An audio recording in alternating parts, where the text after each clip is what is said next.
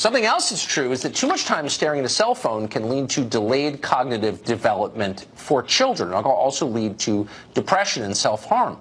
Those are just a few of the perils that kids face when they have access to their own cell phones, which are the portal through which they experience social media. There are many studies on this, and all of them show that increased use of the iPhone and smartphones like it make kids sadder, slower, more isolated. They're also tied to depression and suicide risk.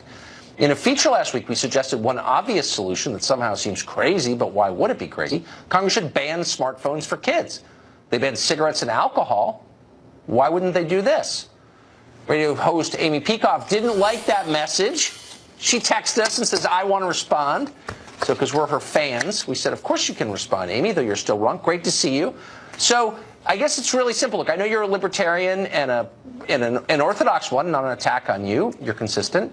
But if you accept that a society can regulate the behavior of children because they're not adults and they're not able to make adult decisions, and so we can keep kids from buying Marlboros at 15 or buying a 12-pack of malt liquor, why can't we keep them from hurting themselves with smartphones?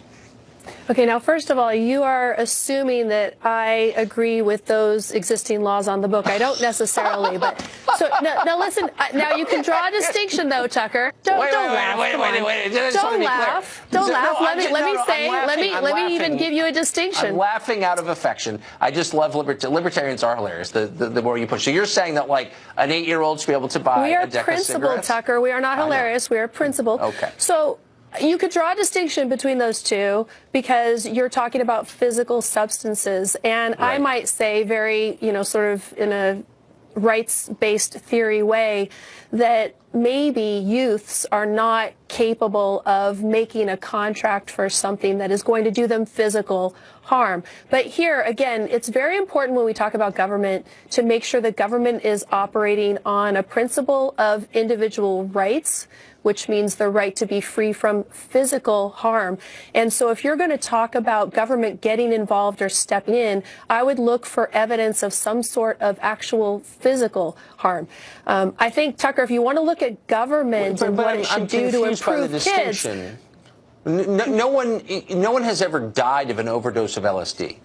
But it's clear that if you were to take a huge quantity of LSD, the chances you become schizophrenic are much higher. I mean, we know this. So there's no physical harm, but you can scramble someone's brain with this drug. But there's a physical substance entering your body. But let's standpoint, right? Okay, so let's assume that cell phones are potentially detrimental. You talked about the issue of high use, and you mentioned in particular the app Facebook.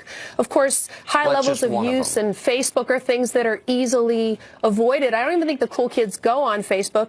But think about this. Do we really want government more involved in raising our children? As it is, government is harming our children because we have government schools based on progressive education, and I would look to them for youth unhappiness, the unhappiness among our kids. I would look to progressive education way more than cell phones. You may be right. You may be right. But hold on. And if you're going to ban something, why not ban sugar, for example? Well, sugar does detrimental physical harm. By the way, I think that's something worth talking about. In other words, why are we standing back? I don't think it is. I disagree with banning sugar. I think that all of these decisions should be left to the parents unless you could show that a decision made by the parents to allow a kid to do something or do something to a kid is abuse. And you'd really, in order to have objective law, want it to be physical abuse. I think we're getting to that. Amy Peikoff, thank you very much. I appreciate it. Okay, thanks for letting me talk. Bye.